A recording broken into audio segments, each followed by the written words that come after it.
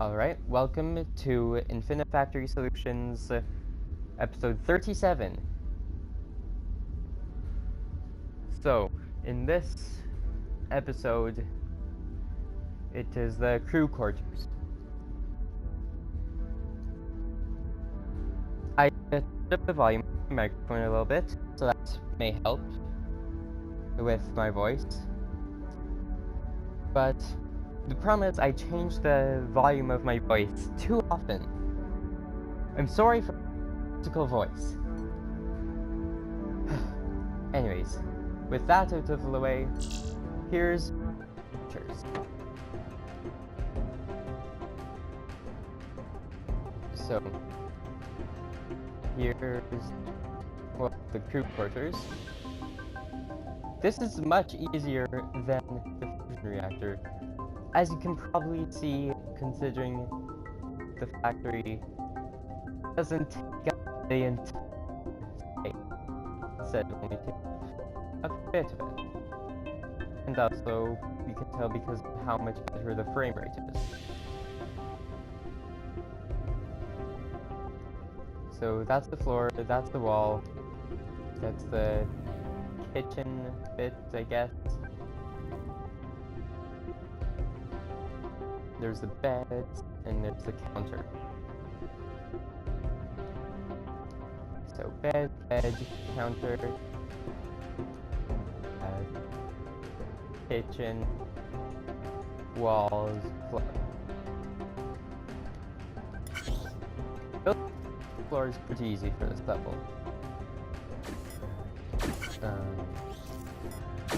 As you can see, just need to do that. That's the floor done. Start from the beginning to the walls. So there's the walls. There's a thing upside down conveyor right there. And then when that is there, that's when the lasers go.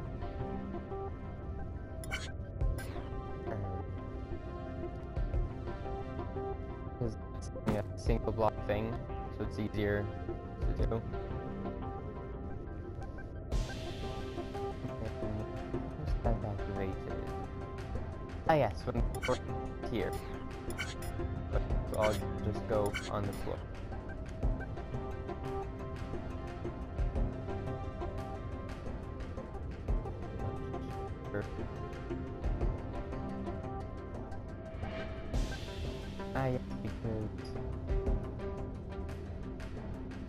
Because it doesn't have that, it is free to...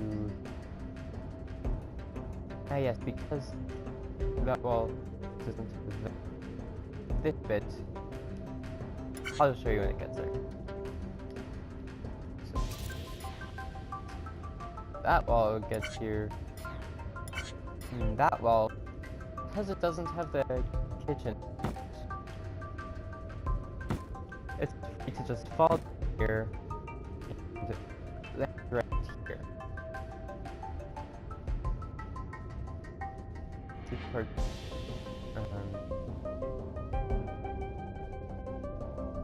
that sensor just pushes this, and then that goes into place there. The timing. The moment this reaches the right place, it also reaches the right place and can be welded right there. Then this sits until it's in place, at which point that goes out of the way.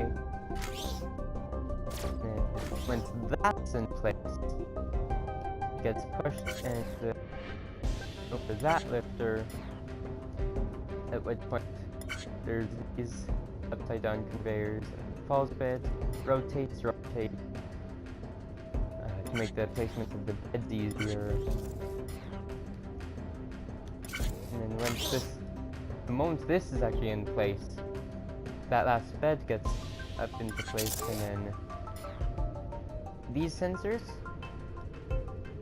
are connected to this So when there's a bed right there, this pusher will push out that welder to connect to that welder, or this bottom welder will already be out of the way,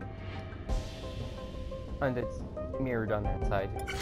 So boom, and then that gets in time to weld that, and that goes up because I don't know how that manages to work without that being lifted there.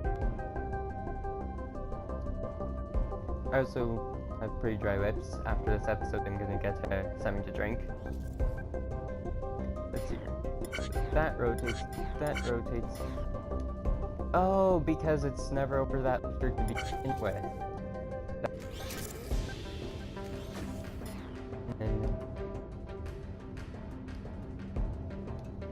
And that one, it could have been on either side, but I just did it here. So that gets pushed, so that pushes that over the lifter, and then just goes up there.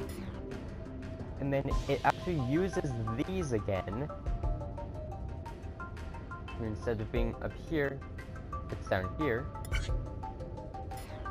And then it's lifted again. Goes on the bed gets moved by the conveyor, and then it falls. Then it rotates again so that it's facing the right way. And that pushes that. That pushes that.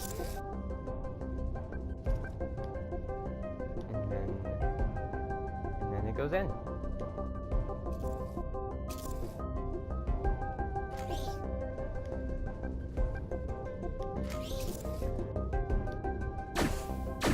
So yeah, that's how the wall's built.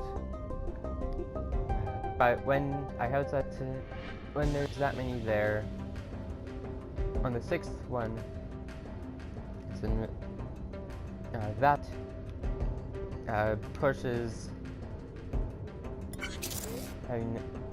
That pushes that there, which moves this one place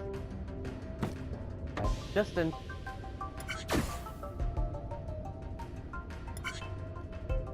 Yeah, I just have this. Next one, yep. So this sit, it has to sit there, rotate, and then go on there. For this, I actually use this as a bit of a delay.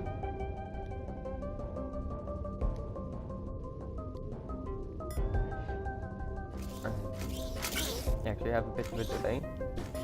Despite appearances of this being only a half thing tall, it counts as a full block. All blocks count as a full block. That means that it is still moved by this upside down conveyor, despite not looking like it touches at all. It still works.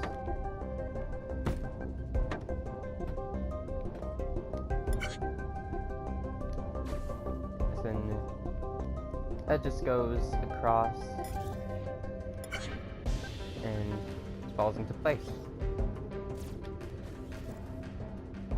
Now the beds. This is on. I can't remember. So 1, 2. I think it's set to a count of 4. Yeah, it's reset to a count of 4. It's every other one that's pushed. So 1, 2.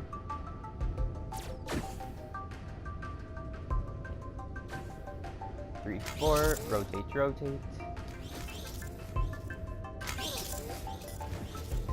And then I have a double delay here, because it takes even longer for this. It takes a long time for that to get up here. The rotation does save a bit of time. It was either that or make this bed much more complex. Yeah, so rotate. Yeah, that's how I thought it worked. And then that gets pushed up there. Just push each of these. And then that has a count of 2. So on the second one, pushes all of these.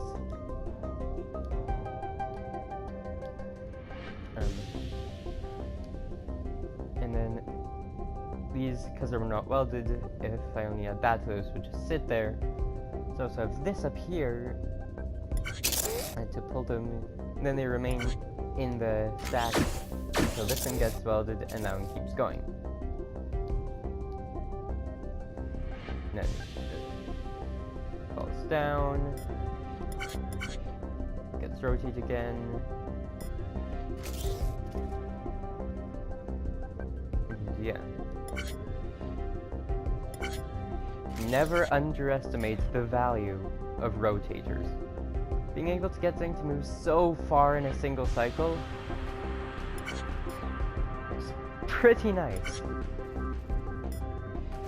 However, just make sure that things are out of the way.